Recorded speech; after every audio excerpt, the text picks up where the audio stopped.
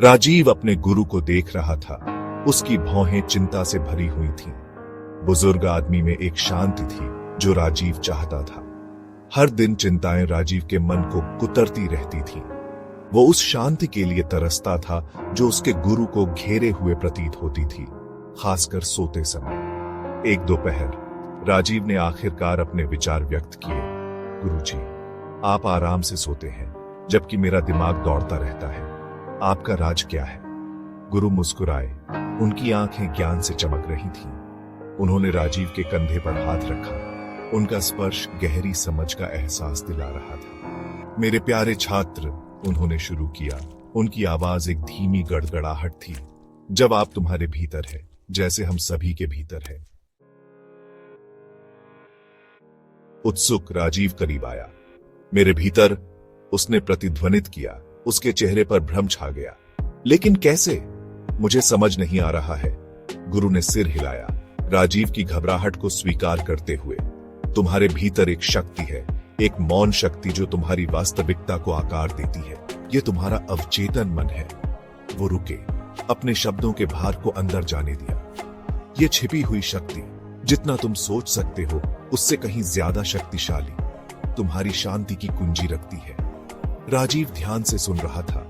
उसकी पिछली चिंताएं पल भर के लिए भूल गई। उसके भीतर रहने वाली एक छिपी हुई शक्ति का विचार दिलचस्प और चुनौतीपूर्ण दोनों था। उसने अपने गुरु की ओर देखा, इस रहस्यमय शक्ति के रहस्यों को उजागर करने के लिए उत्सुक। तुम्हारा अवचेतन मन, गुरु ने जारी रखा, उपजाऊ मिट्टी की तरह है।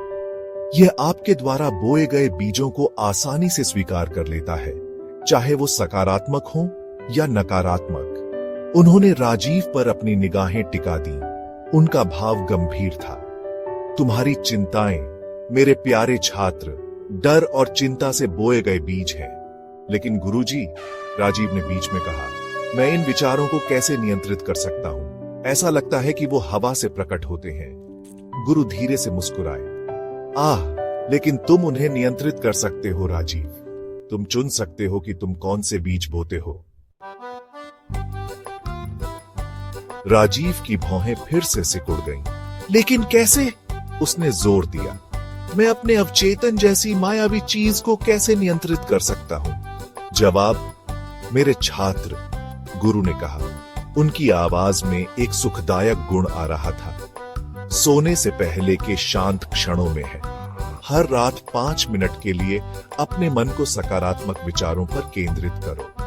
खुद को अपने लक्ष्यों को प्राप्त करते हुए खुश और संतुष्ट महसूस करते हुए कल्पना करो। उन्होंने आगे बताया कि जागृत और नींद के बीच संक्रमण के दौरान अवचेतन मन सबसे ज्यादा ग्रहणशील होता है। इस समय के दौरान सुझाव के बीज सबसे प्रभावी ढंग से जड़ पकड़ते हैं। 5 मिनट, राजीव ने दोहराया। उसकी आंखों में आशा की एक किरण जगमगा रही थी। यह इतना आसान लग रहा था, फिर भी गुरु ने इतने दृढ़ विश्वास के साथ बात की कि राजीव आशावाद का अनुभव किए बिना नहीं रह सका। हाँ, 5 मिनट, गुरु ने पुष्टि की। लेकिन निरंतरता महत्वपूर्ण है। हर रात सोने से पहले अपने मन के बगीचे में शांति, खुशी और सफलता के बीज बो। कल्पना करो कि तुम उस जीवन को जी रहे हो जो तुम चाहते हो। उन्होंने राजीव को विशिष्ट अफर्मेशंस चुनने की सलाह दी, उन्हें दृढ़ विश्वास के साथ दोहराते हुए। मैं शांत और शांत हूं, गुरु ने सुझाव दिया। मैं आनंद और कृतज्ञता से भरा हूं। मैं अपने लक्ष्यों को प्राप्त कर रहा हूं। दिन हफ्तों में बदल गए क्योंकि राजीव ने लगन से अपने गुरु की सलाह का पालन किया।